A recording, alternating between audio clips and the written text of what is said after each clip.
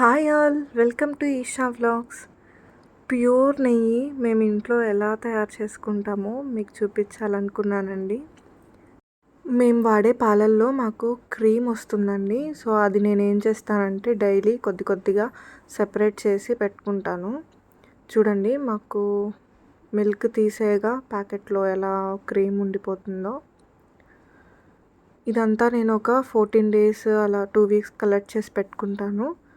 ఒక డబ్బా నిండుగా అయిన తర్వాత దీన్ని వేడి చేసి తోడేస్తానండి పెరుగుకి. చూడండి, దీన్ని వేడి చేస్తున్నాను. తర్వాత పెరుగు తోడుకున్నాక ఇలా అవుతుంది. దీన్ని నేను ఫ్రిడ్జ్లో పెడతాను. ఫ్రిడ్జ్లో పెడితే మనకి వెన్న చాలా బాగా వస్తుంది కదండి, అందుకని ఫ్రిడ్జ్లో పెడతాను. లేదు మీరు ఫ్రిడ్జ్లో పెట్టుకోలేరు అన్నప్పుడు ఐస్ క్యూబ్స్ అయినా వేసి చేసుకోవచ్చండి. ఇప్పుడైతే నేను వుడెన్ది కవ్వం పెట్టి చిలుకుతున్నానండి. ఇదైతే ఈజీగా ఉంటుంది స్టీల్ వాటిలతో వేరే వాటిలతో పోల్చుకుంటే.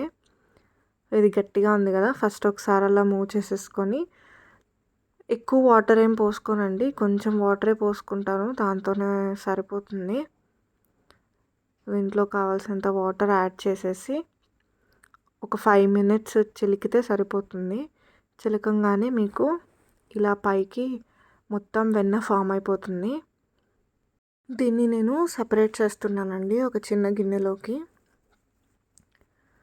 మీరు మొత్తం ఇలానే వెన్నంతా కలెక్ట్ చేసి పెట్టుకొని ఒక లీటర్, ఒక అర లీటర్ అలా చేసుకున్న తర్వాత కూడా నెయ్యి కాసుకోవచ్చు. నేనైతే ఇలా బ్యాచెస్గానే ఫ్రెష్గా చేస్తాను. సో ఈ గిన్నె నాకు నిండిపోతుంది ఒక 14 daysకి ఒకసారి తీస్తే. సో ఈ గిన్నె వరకు నేను చేసేస్తున్నాను ఇవాళ. దీన్ని ఒక స్టీల్ గిన్నెలో వేసేసుకొని కొద్దిగా మెంతులు అయితే వేస్తున్నాను. మీ దగ్గర తమలపాకు ఉంటే తమలపాకైనా వేసుకోవచ్చండి. మెంతులు తమలపాకు వేసినప్పుడు ఏంటంటే మీకు స్మెల్ చాలా బాగా వస్తుంది. ఆ స్మెల్ కోసం మీకు ఆ వేస్ట్ ఏదైతే ఉంటుందో ఆ నెయ్యిలో అదంతా బ్రౌన్ కలర్గా ఫామ్ అయిపోతుంది. అప్పుడు మనకి నెయ్యి అయిపోయింది అని గుర్తండి. చూడండి, ఇది మంచిగా మరుగుతుంది కదా.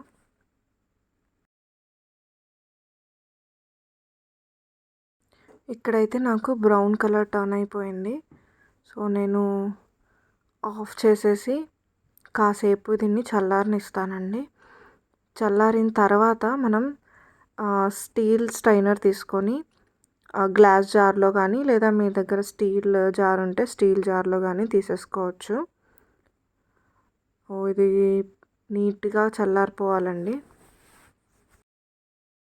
నా దగ్గర గ్లాస్ జార్ ఉందండి, అందుకని నేను గ్లాస్ జార్లోకి తీస్తున్నాను.